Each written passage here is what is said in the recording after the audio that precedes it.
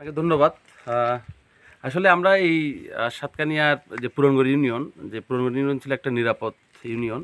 যে আমরা জানি বিগত অনেক বছর ধরে আমাদের এখানে কোনো ধরনের ডাকাতি চুরি এরকম কিছু স্থানীয়ভাবে কিছু চুরি ডাকাতি হতো, অল্প চুরি ডাকাতি, এগুলো আমরা স্থানীয়ভাবে মানুষজন করতো। কিন্তু আমরা রিসেন্টলি দেখলাম হচ্ছে আমাদের এই বৈতরণী পাহাড় এই জায়গায়, মানে একদম উপরে পাহাড়ের যে রাস্তাটা, এখানে যে গ্লাস বাগও দেখা যাচ্ছে অনেকগুলো, যেখানে নাকি একটা ডাকাতি হয়েছে। ডাকাতি হওয়ার পর হচ্ছে একটা ট্রাক, চালানের ট্রাক যে সবজি নিয়ে যায়, এই দিক থেকে টাকা সহ নিয়ে আসার সময় এখানে অনেকগুলো দুর্বৃত্তরা ছিল, এখানে 4-5 জন,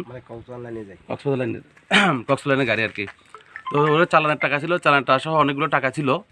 তো টাকাগুলা সহ আমি আসলে এক্সাক্ট ফিগারটা জানি না। তো একটা আসলে ভয়াবহ একটা ব্যাপার যে নতুন একটা সরকার ক্ষমতা আসার সাথে সাথে যে একটা দুর্ঘটনা ঘটে গেল, এলাকাবাসী খুব আপসেট। আমিও গতকালকে থেকে অনেকজনের সাথে কথা বললাম এই ব্যাপারে, এলাকাবাসী খুব আপসেট। আসলে এগুলা মানে পূর্ব পরিকল্পিতভাবে হয়েছে মনে হচ্ছে, বা এটা আমি এই বিষয়ে যাচ্ছি না। যে নিরাপত্তার বিষয়টা, আমি যে নিরাপত্তার বিষয়টা বলবো, যে আমাদের এলাকায় একটা নিরাপত্তাহীনতার মধ্যে ভুগছে।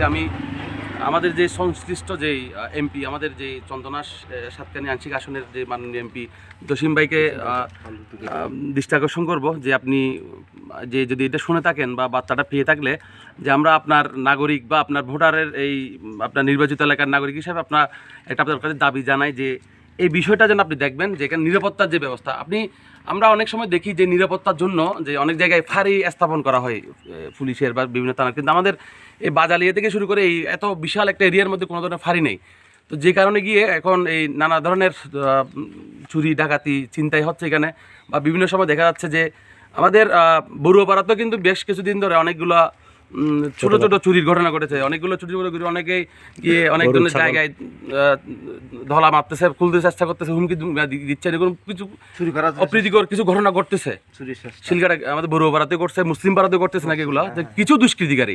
এখানে ব্যাপারটা হচ্ছে কিছু দুষ্কৃতিকারী বলে সবাই না, কিন্তু এখানে কিছু দুষ্কৃতিকারী আছে যে আমরা এলাকার মধ্যে অনেকে তাদেরকে চিনে, অনেকে এলাকার মধ্যে অনেকে আবার তাকে চিনে না। তো আমরা সবাই মিলে এদেরকে প্রতিহত করতে হবে, যে সামাজিকভাবে যে আমরা আইন অনুযায়ী সামাজিকভাবে প্রতিহত করতে হবে, কোনো মব সৃষ্টি করে না, যে আইন অনুযায়ী প্রতিহত করতে হবে, যে এটা যেন সুষ্ঠু একটা সমাধান হয়। এবং স্থানীয় প্রশাসন এবং স্থানীয় এমপি মহোদয় কিন্তু সবাই যেন এই বিষয়টা দৃষ্টি রাখেন।